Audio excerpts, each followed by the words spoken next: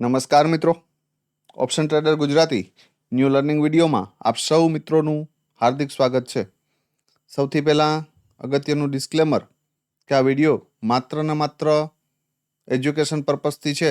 આની અંદર કોઈ પણ જાતની કોલ ટિપ્સ આપવામાં આવતી નથી.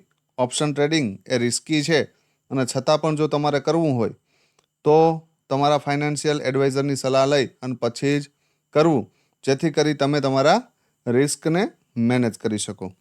હવે ક્લીન વસ્તુ હતી ભાઈ કે આપણે જે ગુરુવારે એનાલિસિસ વિડીયોની અંદર ચર્ચા કરી કે જો 23,697ની ઉપર નીકળું તો 781ના દર્શન થઈ જશે, એનાથી ઉપર જશે તો 840થી 857. આ એનો સ્ટ્રોંગ એક રેઝિસ્ટન્સ એરિયા હતો અને એ જ એરિયામાંથી માર્કેટે રિજેક્શન કર્યું. ફર્સ્ટ 15 મિનિટની કેન્ડલ કેવી હતી તો કે સ્ટ્રોંગ બુલિશ, એને વન વેમાં જતું રહ્યું, ફરી અહીંયા નીચે આવ્યું, ફરી જતું રહ્યું. તો આ જગ્યા ઉપર એક એટેમ્પ બનતો હતો આપણો કોલના પ્રીમિયમમાં, બરાબર. અહીંયાથી ફર્સ્ટ ટાઈમ જતું રહ્યું આપણા માટે કોઈ કામનું નથી, પણ અહીંયા સેકન્ડ ટાઈમ જ્યારે આવ્યું ત્યારે કાયદેસર રીતે એક એટેમ્પ બનતો હતો હાઈ સુધી, બરાબર. આ કન્ફર્મેશન વાળો ટ્રેડ હતો ભાઈ. અને અહીંયાથી જે રિજેક્શન આવ્યું છે, બરાબર, એની અંદર પણ શ્યોર કન્ફર્મેશન હતું આપણી પાસે. પ્રીમિયમ ઉપર નજર નાખશું એટલે દેખાશે. પ્રીમિયમ હતું આપણું એક કોલનું અને એક પુટનું. 23,800નો કોલ હતો અને 23,500નો પુટ હતો. હવે આ પ્રીમિયમમાં આપણે ક્લિયર એવી ચર્ચા કરી હતી કે 117ની ઉપર જો આ એક 15 મિનિટની કેન્ડલનું ક્લોઝિંગ કરી દે તો 160ના દર્શન થઈ શકે, બરાબર. પણ એવું જરૂરી નથી કે ડાયરેક્ટ ક્લોઝિંગ કરે એટલે આપણે ડાયરેક્ટ ઘૂસી જવું. આપણા રૂલ્સ એન્ડ રેગ્યુલેશન ફોલો થવા જોઈએ, બરાબર. અહીંયાથી આપણો સ્ટોપ લોસ નાનો થવો જોઈએ અને સામે ટાર્ગેટ મોટો થવો જોઈએ. એવું જ્યારે પોસિબલ બને ત્યારે આપણે આમાં એન્ટ્રી કરી શકીએ, બરાબર. આ જગ્યા ઉપર એન્ટ્રી બનતી હતી પણ અહીંયા આપણી પાસે કન્ફર્મેશન નહોતું, બરાબર. જે ફ્રી એનાલિસિસવાળા છે એના માટે. કોર્સવાળા મિત્રો પાસે કન્ફર્મેશન અહીંયા પણ છે અને અહીંયા પણ છે, બરાબર. અહીંયા તો શ્યોર કન્ફર્મેશન છે, બરાબર. તો આ જગ્યા ઉપરથી આ હાઈ સુધીની કમ્પ્લીટ ટાર્ગેટ મળતા હતા, બરાબર. અને સરસ મજાનો ટાર્ગેટ આપણે જોવા મળ્યો. સાથે પુટનું જે પ્રીમિયમ હતું 23,500, બરાબર, એની અંદર ક્લિયર લિક્વિડિટી. આ કોન્સેપ્ટ મેં તમને સમજાવ્યો હતો ફ્રી એનાલિસિસમાં કે ભાઈ રેન્જ બનાવે, રેન્જનું બ્રેકડાઉન કરે અને ફરી ઉપર નીકળે તો આની અંદર અહીંથી એન્ટ્રી બને અને સરસ મજાનો ટાર્ગેટ મળ્યો છે. આમાં કોઈ નવીનતા છે નહીં, કેમ કે આ ઝોનની અંદર આ વસ્તુ મેં સમજાવી હતી તમને, બરાબર. તો આ ટ્રેડ કેટલા મિત્રો પકડી શક્યા છે એ ખાસ કોમેન્ટમાં જણાવજો, કેમ કે આ સ્યોરિટી વાળો ટ્રેડ હતો. તો પુટનો એ ટ્રેડ કેટલા મિત્રો પકડી શક્યા છે, કેમ કે લોજિક વાળો ટ્રેડ હતો, બરાબર. અને સાવ નાનો એવો સ્ટોપ લોસ હતો. કેવો નાનો. આવા ટ્રેડની રાહ જોવાની, જ્યાં સુધી આવો ટ્રેડ ન મળે ને, એક સેફ ટ્રેડર હોય ને એને આવા ટ્રેડની રાહ જોવાની કે ભાઈ આ પ્રીમિયમ 100 રૂપિયાથી પડી અને ક્યાં એવું છે તો કે 30-35 રૂપિયે, 37 રૂપિયે, બરાબર. અહીંયા જો એ રેન્જ બનાવે છે એનો મતલબ એ છે કે અહીંયાથી બાઉન્સ બેક કરી શકે, પણ એક વખત એક્ઝિટ કરાવશે બધાને. અને સરસ મજાની કેન્ડલથી એક્ઝિટ કરાવ્યા ને પછી અહીંથી બાઉન્સ બેક કર્યું, બરાબર. તો આવો ટ્રેડ જ્યારે પણ મળે ત્યારે મારા મત મુજબ છોડવો જોઈએ નહીં, બરાબર. તો આ ટ્રેડ એક પરફેક્ટ હતો અને આ ટ્રેડ પરફેક્ટ હતો. કેટલા મિત્રોએ પકડ્યો છે એ ખાસ કોમેન્ટમાં જણાવજો. વધારે ચર્ચા નથી કરતા, કેમ કે જો વિડીયો લાંબો થઈ જશે તો પછી અપલોડિંગમાં વાર લાગશે, બરાબર. નિફ્ટીનો પહેલાં સ્પોટ જોઈ લઈએ અને ત્યાર પછી આપણે બે પ્રીમિયમ વિશે ચર્ચા કરી. એ પહેલાં એક નાની એવી ચર્ચા એ છે કે ભાઈ છેલ્લા 5 દિવસથી હોલિડેમાં પણ દિવસના 5-7 ફોન આવે છે કે સાહેબ ડિસ્કાઉન્ટ કરી આપો, બરાબર. કેમ કે એક શું કહેવાય કે ભાઈ ભાવનાની અંદર જ્યારે તમે જાઓ ને ત્યારે તમારે એક વ્યક્તિને તમે ડિસ્કાઉન્ટ કરવા પહોંચી શકો નહીં, કેમ કે એની પ્રોસેસ, કૂપન કોડ, આ તે બધી થોડી લોંગ થઈ જાય છે. એટલે જો 100+, કેટલા 100+ રિવ્યૂ આવશે, બરાબર, અને મને એવું દેખાશે કે ભાઈ ના આમાં ચેન્જીસ કર્યા જેવો છે, બરાબર, તો કાલ સાંજ સુધીમાં કરી નાખશું. એટલે આ બાબતે હવે કોઈ મિત્રોએ કોલ કરવો નહીં, બરાબર. બીજી વાત કે હંમેશા કોઈ પણ ટ્રેડની અંદર હાલની જે આ વેકેશન પીરિયડ મતલબ કે હોલિડેની અંદર વોલ્યુમ હોતું નથી, તો એવા ટ્રેડની રાહ જુઓ કે જ્યાં તમારું રિસ્ક નાનું હોય અને રિવોર્ડ મોટો હોય. એવા ટ્રેડમાં ન ઘૂસો કે જેની અંદર 10-20 પોઈન્ટ કે 25 પોઈન્ટ મળે એમ હોય અને 15 પોઈન્ટનો સ્ટોપ લોસ આવતો હોય. બરાબર.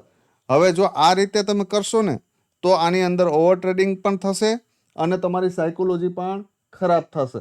બરાબર. એટલે જ્યાં સુધી આ હોલિડે પીરિયડ ચાલુ છે, મિનિમમ તમે જૂના ચાર્ટ મેં ચેક કરવાનું કીધું હતું, તો કેટલા મિત્રોએ જૂના ચાર્ટમાં એનાલિસિસ કર્યું છે એ મને ખાસ કોમેન્ટમાં જણાવજો કે ભાઈ આ સમયગાળા દરમિયાનના છેલ્લા લાસ્ટ 5 વર્ષના ચાર્ટ તમે ચેક કરજો કે આની અંદર કેવી મૂવમેન્ટ હોય છે.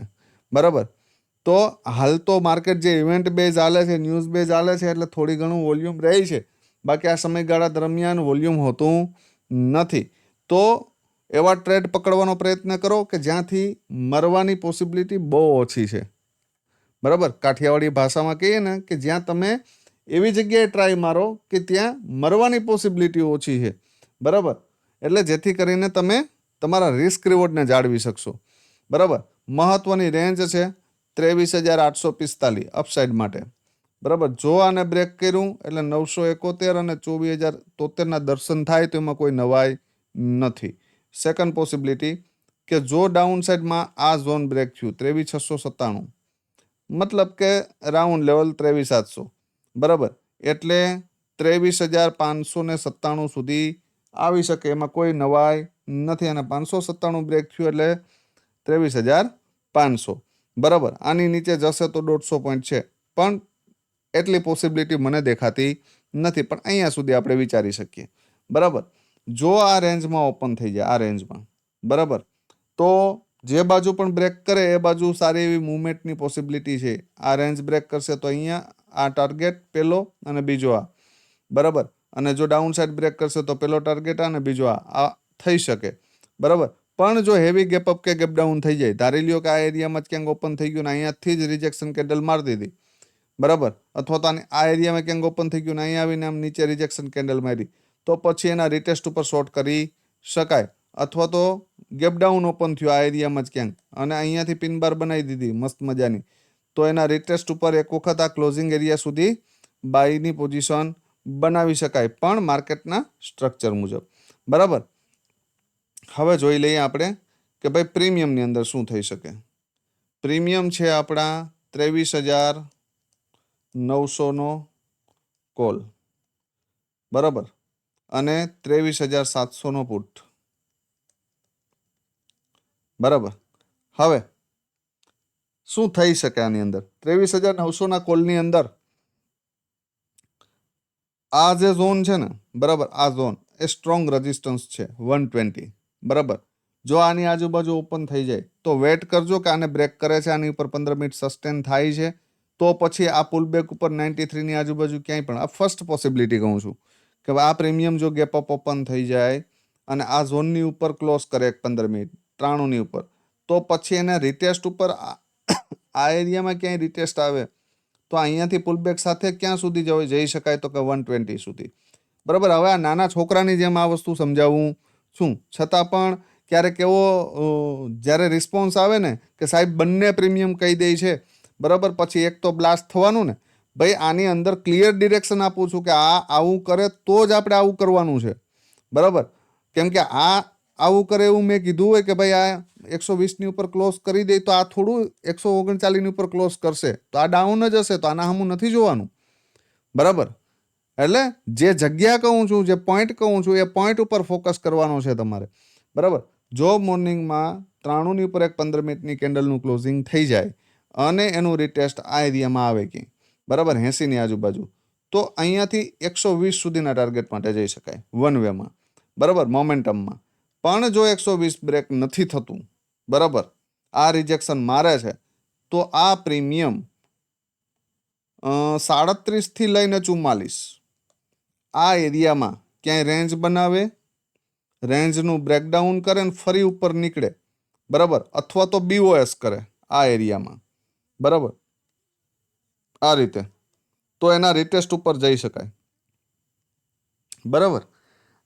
પણ અહીંયાથી આ પ્રીમિયમમાં રિજેક્શન આવવું જોઈએ અને આ પ્રીમિયમ આ કન્ડિશન બનવી જોઈએ મેં જે કીધી કે રેન્જનું બ્રેકડાઉન ને ફરી ઉપર નીકળે, અથવા તો આ લોઅર લો પ્રીમિયમ આવે છે તો પછી આનો એક વખત બીઓએસ થવા દેજો, તો એના રિટેસ્ટ ઉપર અહીંથી કન્ટિન્યુ કરી શકાય, બરાબર. ક્યાં સુધી? 93 સુધી.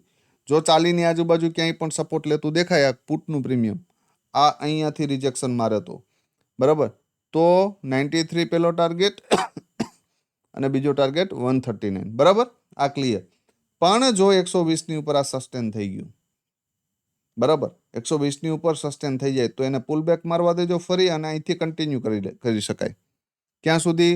169 એન્ડ 198. પણ આવું થાય તો હવે ધારી લ્યો કે મોર્નિંગમાં જ 61 ને કોલના પ્રીમિયમે બ્રેક કરી દીધું નીચે, બરાબર. થવા માટે કંઈ પણ થઈ શકે, એવું જરૂરી નથી કે આવું જ થશે. કોલના પ્રીમિયમને જો ડાઉનસાઇડ બ્રેક કરે તો પછી આની જગ્યા 25થી લઈ અને 30ની આજુબાજુ ક્યાંય પણ, બરાબર, 25થી લઈને 30ની આજુબાજુ ક્યાંય પણ એક કન્ડિશન રેન્જનું બ્રેકડાઉન ને ફરી ઉપર નીકળે તો આની અંદર એન્ટ્રી કરી શકાય. અને અહીંયાથી બાઉન્સ બેક કરે તો 61 અને બીજો ટાર્ગેટ 88 માટે જઈ શકાય, બરાબર. આ ક્લિયર રાખજો. હવે જોઈ લ્યો પુટમાં, પુટની કન્ડિશનો શું છે, બરાબર. જો પુટનું પ્રીમિયમ 93ને સપોર્ટ લઈ લે મોર્નિંગમાં, અથવા તો ફ્લેટ ઓપન થાય અને તોડે અને ફરી આ જો 93ની ઉપર નીકળી જાય, બરાબર, તો પહેલો જ ટાર્ગેટ 139 અને 139ની ઉપર જો એક 15 મિનિટ સસ્ટેન થઈ જાય, બરાબર, અને ફરી તમને આ એરિયામાં 120 125ની આજુબાજુ ક્યાંય પણ સપોર્ટ લેતું દેખાય, બરાબર, તો પહેલો ટાર્ગેટ 188 અને બીજો 220ની આજુબાજુ સુધી જઈ શકે. એની ઉપર નીકળે તો 268, પણ એ પોસિબિલિટી મને નથી દેખાતી, બરાબર. 220 સુધી અથવા તો 214 સુધી આ જઈ શકે, બરાબર. સેકન્ડ પોસિબિલિટી કે મોર્નિંગમાં જો આ ઝોન બ્રેક થઈ જાય 93 વાળું, તો પછી મેં કીધું એમ કે આની જગ્યા છે ભાઈ 40ની આજુબાજુ, બરાબર, 40ની આજુબાજુ ક્યાંય પણ કન્ડિશન એ બાઉન્સ બેક માટેનું કે રેન્જનું બેકડાઉન ને ફરી ઉપર નીકળે અથવા તો બીઓએસ થાય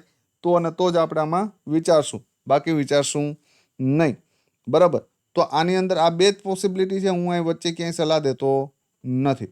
વચ્ચેની સલાહ એક જ કન્ડિશનમાં દઉં કે જો આને નીચે આમ તોડે અને તોડીને પછી અહીંયા ઉપર નીકળે, બરાબર, આ જ એરિયામાંથી પછી વધારે ડીપ આવી જાય તો પછી આપણે આનો ભરોસો કરશું નહીં આ ઝોનનો.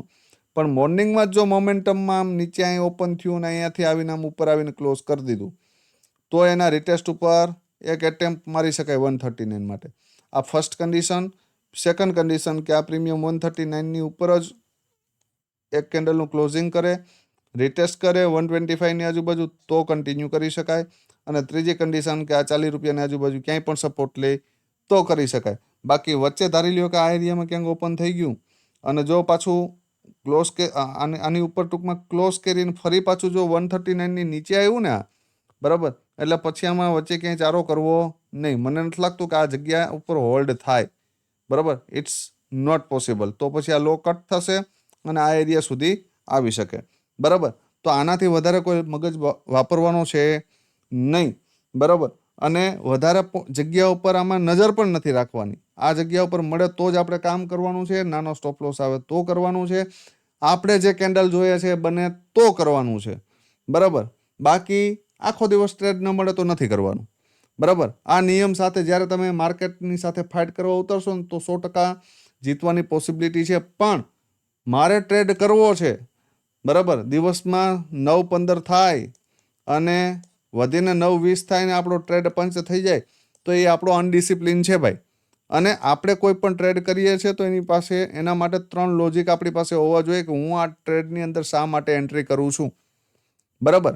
જો આ નિયમ કાયદા જે કોર્સવાળા મિત્રો છે એને ખ્યાલ હશે કે જે મેં 9 નિયમ કાયદા શીખવાડ્યા છે, આ નિયમ કાયદાને તમે ચાર્ટ ઉપર એપ્લાય કરશો ને તો ક્યારેય દુઃખી થશો નહીં. પણ એ કરવા પડશે ભાઈ, તો જ પોસિબલ છે, બાકી પોસિબલ નથી, બરાબર. તો શુક્રવારના ટ્રેડિંગ સેશનમાં આપ સૌ મિત્રોએ શું કર્યું છે ખાસ કોમેન્ટમાં જણાવજો. કોમેન્ટનું પ્રમાણ ઓછું થઈ ગયું છે મિત્રો, બરાબર. આટલા બિઝી શેડ્યુલમાં હોવા છતાં પણ જો તમારા માટે અમે ટાઈમ કાઢી શકતા હોય તો કમસે કમ તમે એક તમારી વેલ્યુએબલ કોમેન્ટ તો કરી જ શકો, બરાબર. અને વધુમાં વધુ 5 મિત્રોને શેર કરજો જેથી કરીને આપણા ગુજરાતી ભાઈઓ સુધી આ વિડીયો પહોંચે. શોર્ટ વિડીયો ઇન્સ્ટાગ્રામના ઘણા મિત્રોના મેસેજ આવે છે, પણ શોર્ટ વિડીયો હાલની પોઝિશનમાં પોસિબલ નથી, બરાબર. તો હાલની પોઝિશનમાં 6 જૂન સુધી શોર્ટ વિડીયો કે રિવિઝન વિડીયો કોર્સવાળા મિત્રો માટે આવી શકશે નહીં. 6 જૂન પછી આપણો રેગ્યુલર જે શેડ્યુલ છે એ કન્ટિન્યુ થઈ જશે, બરાબર. તો ત્યાં સુધી કેપિટલને સેફ રાખજો, ઓવર ટ્રેડિંગ ના કરતા, બરાબર. અને પરફેક્ટ ટ્રેડમાં એન્ટ્રી લેવાનો પ્રયત્ન કરજો, બરાબર. તો ફરી મળીએ નવા વિડીયોમાં. ત્યાં સુધી જય માતાજી, હર હર મહાદેવ.